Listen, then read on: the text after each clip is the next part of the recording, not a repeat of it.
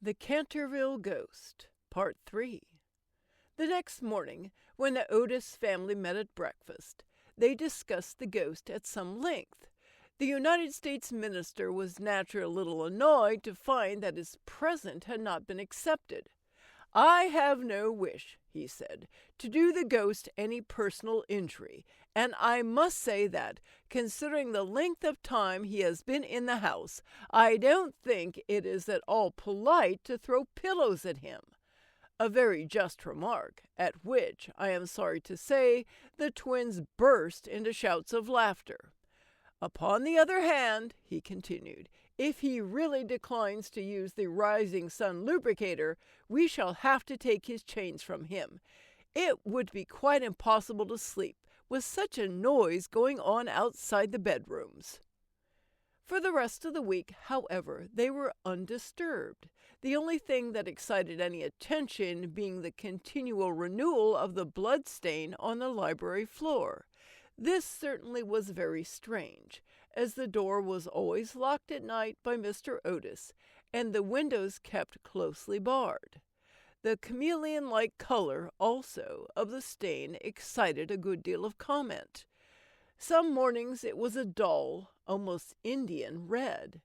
Then it would be vermilion, then a rich purple, and once they came down for family prayers, according to the simple rites of the Free American Reformed Episcopalian Church, they found it a bright emerald green.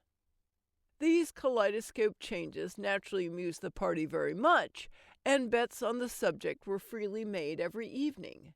The only person who did not enter into the joke was little Virginia, who, for some unexplained reason, was always a good deal distressed at the sight of the blood-stain, and very nearly cried the morning it was emerald green. The second appearance of the ghost was on Sunday night. Shortly after they had gone to bed, they were suddenly alarmed by a fearful crash in the hall.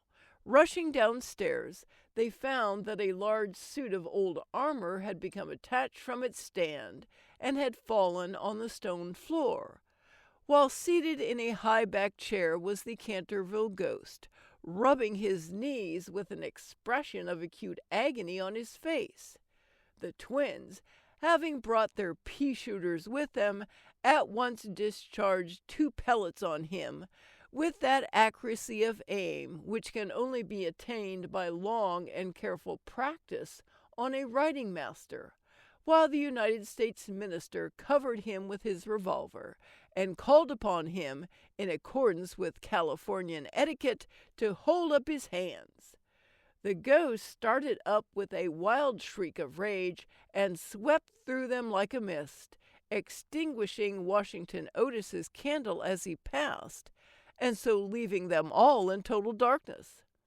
On reaching the top of the staircase, he recovered himself, and determined to give his celebrated peal of demonic laughter.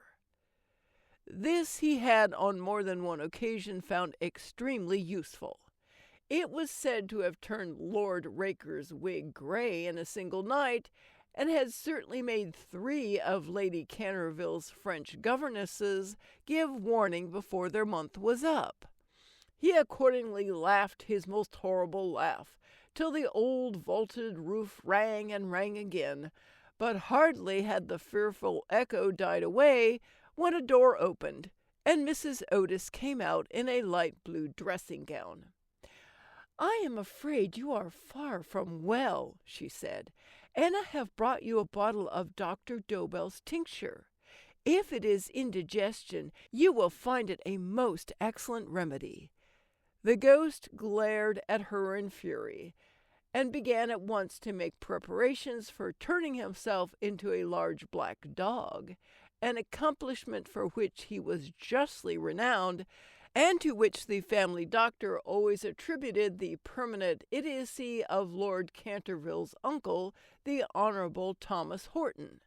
The sound of approaching footsteps, however, made him hesitate in his fell purpose, so he contented himself with becoming faintly phosphorescent, and vanished with a deep churchyard groan, just as the twins had come up to him. Upon reaching his room, he entirely broke down and became a prey to the most violent agitation. The vulgarity of the twins and the gross materialism of Mrs. Otis were naturally extremely annoying, but what really distressed him most was that he had been unable to wear the suit of mail. He had hoped that even modern Americans would be thrilled by the sight of a spectre in armor, if for no more sensible reason, at least out of respect for their natural poet Longfellow, over whose graceful and attractive poetry he himself had whiled away many a weary hour when the Cantervilles were up in town. Besides, it was his own suit. He had worn it with great success at the Kenilworth tournament, and had been highly complimented on it by no less than a person than the Virgin Queen herself. Yet, when he had put it on, he had been completely overpowered by the weight of the huge breastplate and steel casque, and had fallen heavily on the stone pavement, barking both his knees severely and bruising the knuckles of his right hand. For some days after this he was extremely ill, and hardly stirred out of his room at all, except to keep the blood-stain in proper repair. However, by taking great care of himself, he recovered and resolved to make a third attempt to frighten the United States minister and his family. He selected Friday, August 17th, for his appearance, and spent most of that day in looking over his wardrobe, ultimately decided in favor of a large slouched hat with a red feather, a winding sheet frilled at the wrists and neck, and a rusty dagger. Towards evening a violent storm of rain came on, and the wind was so high that all the windows and doors in the old house shook and rattled. In fact, it was just such weather as he loved. His plan of action was this. He was to make his way quietly to Washington Otis's room, gibber at him from the foot of the bed, and stab him 3 times in the throat to the sound of low music. He bore Washington a special grudge, being quite aware that it was he who was in the habit of removing the famous Canterville bloodstain by means of Pinkerton's Paragon detergent. Having reduced the reckless and foolhardy youth to a condition of abject terror, he was then to proceed to the room occupied by the United States minister and his wife, and there to place a clammy hand on Mrs. Otis's forehead, while he hissed into her trembling husband's ear the awful secrets of the charnel house. With regard to little Virginia, he had not quite made up his mind. She had never insulted him in any way, and was pretty and gentle. A few hollow groans from the wardrobe, he thought, would be more than sufficient, or, if that failed to wake her, he might grabble at the counterpane with palsy-twitching fingers. As for the twins, he was quite determined to teach them a lesson. The first thing to be done was, of course, to sit upon their chests, so as to produce the stifling sensation of nightmare. Then, as their beds were quite close to each other, to stand between them in the form of a green, icy-cold corpse till they became paralyzed with fear, and finally to throw off the winding sheet and crawl round the room with white bleached bones and one rolling eyeball, in the character of Dumb Daniel or the Suicide's Skeleton, a role in which he had on more than one occasion produced a great effect, and which he considered quite equal to his famous part of Martin the Maniac or the Masked Mystery. At 10:30 he heard the family going to bed. For some time he was disturbed by wild shrieks of laughter from the twins, who, with the light-hearted gaiety of schoolboys, were evidently amusing themselves before they retired to rest. But at 11:15 all was still, and as midnight sounded, he sallied forth.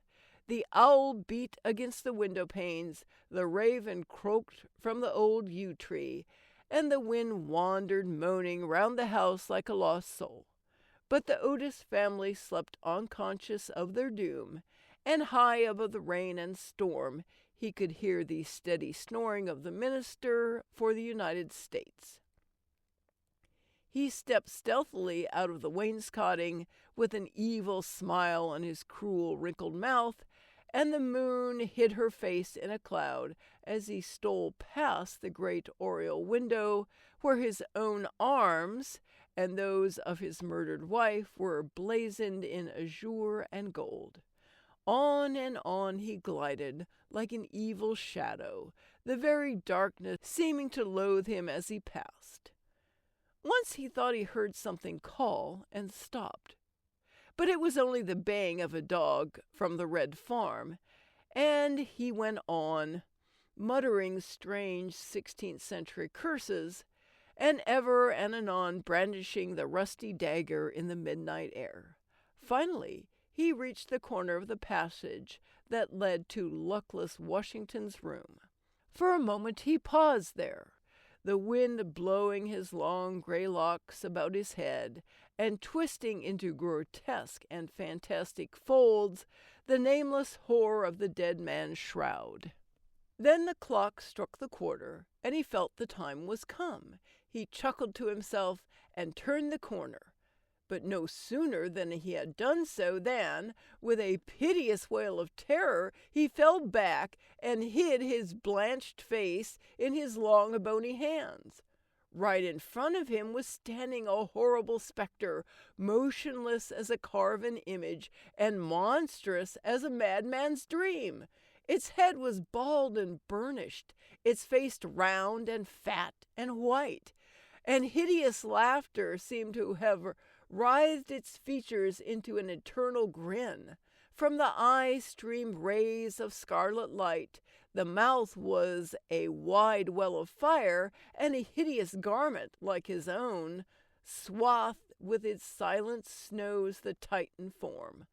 On its breast was a placard with strange writing in antique characters, some scroll of shame it seemed, some record of wild sins, some awful calendar of crime, and, with its right hand, it bore aloft a falchion of gleaming steel. Never having seen a ghost before, he naturally was terribly frightened, and, after a second hasty glance at the awful phantom, he fled back to his room, tripping up in his long winding sheet as he sped down the corridor, and finally dropping the rusty dagger into the minister's jackboots, where it was found in the morning by the butler. Once in the privacy of his own apartment, he flung himself down on a small pallet bed and hid his face under the clothes. After a time, however, the brave old Canterville spirit asserted itself, and he determined to go and speak to the other ghost as soon as it was daylight.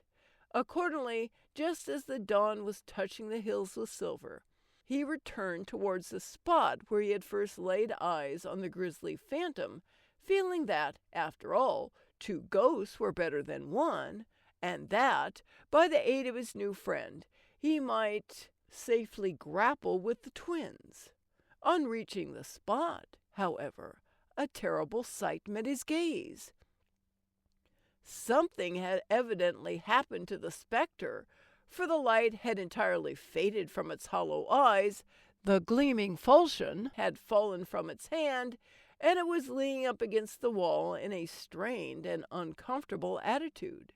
He rushed forward and seized it in his arms, when, to his horror, the head slipped off and rolled on the floor.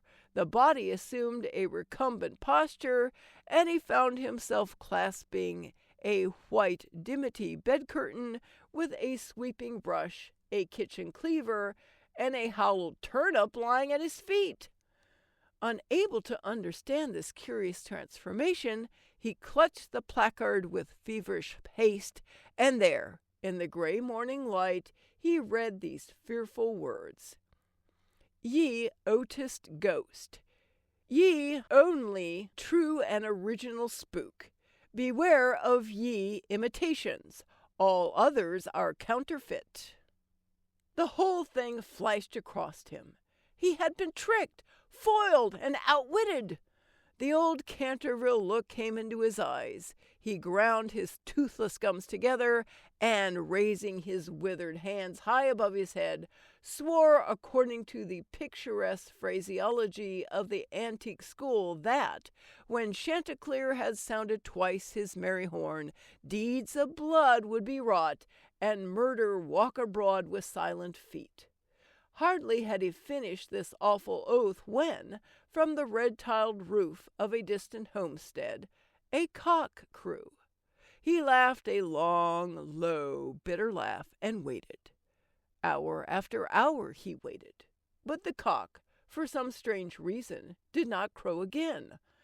Finally, at 7:30, the arrival of the housemaids made him give up his fearful vigil, and he stalked back to his room, thinking of his vain oath and baffled purpose. There he consulted several books of ancient chivalry, of which he was exceedingly fond, and found that, on every occasion on which this oath had been used, Chanticleer had always crowed a second time.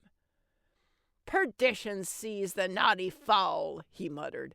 "I have seen the day when, with my stout spear, I would have run him through the gorge, and made him crow for me as 'twere in death." He then retired to a comfortable lead coffin, and stayed there till evening. I'm Kris Keppeler, host of the Does This Happen to You show.